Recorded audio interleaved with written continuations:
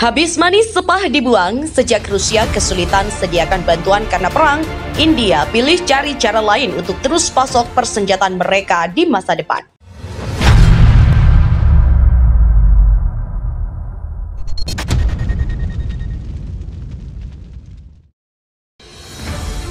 Rencana produksi senjata asli India kini terus maju karena kekhawatiran perang Rusia-Ukraina menyebabkan Rusia tak bisa menyediakan alutsista untuk Rusia lagi.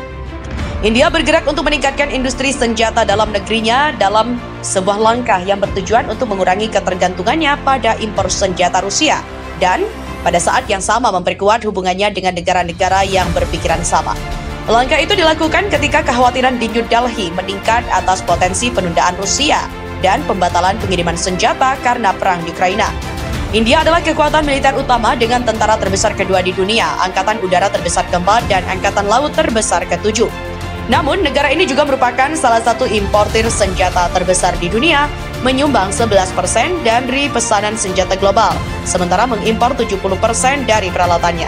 60% pembelian senjata India berasal dari Rusia, warisan dari ikatan era perang dingin mereka. Sekarang, kerugian material besar Rusia di Ukraina juga meningkatkan kemungkinan bahwa beberapa pesanan senjata mungkin dialihkan untuk menggantikan kerugian peralatan yang dapat mengakibatkan penundaan pengiriman yang lama.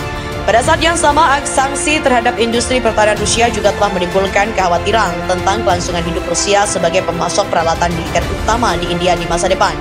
India juga mengimpor sejumlah besar bahan militer dari Prancis, Israel, dan AS yang semuanya menimbulkan kekhawatiran tentang kemungkinan ikatan politik yang terkait dengan pembeliannya itu. Menteri Pertahanan India Rajnath Singh juga mengatakan pada 7 April bahwa India bertujuan untuk menjadi pusat manufaktur pertahanan utama. Ia juga meluncurkan daftar pribumi positif ketiga India yang menyebutkan 101 sistem militer yang ingin diproduksi India dalam negeri dari 2022 sampai 2027.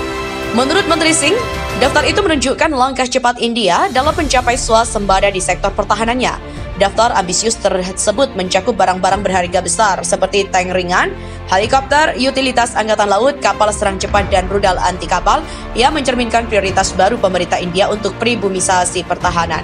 Pada Mei lalu, India juga merilis Second Positive Indigenization List yang terdiri dari 108 item militer seperti sensor, simulator, senjata, mesin tank, sistem rudal, permukaan ke udara jarak menengah, dan platform seperti helikopter, corvette, dan juga peringatan dini dan kontrol udara atau sistem AEW dan J. Menurut daftar itu, India bertujuan untuk memproduksi sistem yang terdaftar di dalam negeri dari tahun 2021 hingga 2025. India pun merilis daftar pribumi positif pertama pada Agustus 2020 yang menunjukkan barang-barang militer yang direncanakan India untuk diproduksi secara lokal dari tahun 2020 hingga 2022.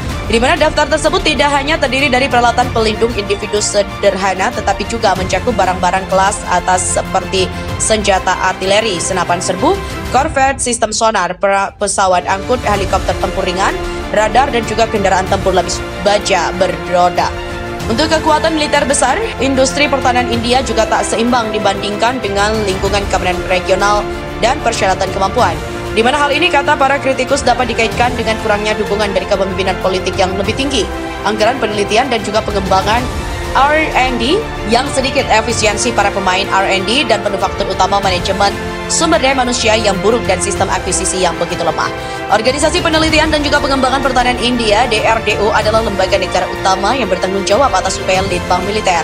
Namun, lembaga itu juga dibebani dengan kontradiksi internal dan juga masalah yang menurut para analis telah menghambat perkembangan industri senjata domestik India.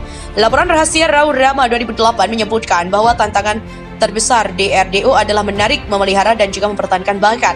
Laporan itu juga mengatakan 57% ilmuwan DRDO pergi karena ketidakpuasan profesional dan bahwa 87% karyawan tingkat pemula bergabung dengan DRDO percaya bahwa organisasi tersebut akan memberikan peluang karir yang lebih besar tetapi kecewa setelahnya. Masalah lain yang dikutip dalam laporan tersebut termasuk perekrutan personil rata-rata dan juga penundaan dalam proses perekrutan.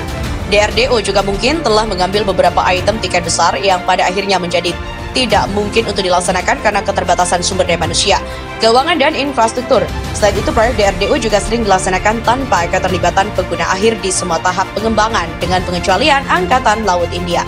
Dengan demikian, India juga berjuang untuk menarik investasi asing dalam industri pertahanannya karena faktor internal dan eksternal ini.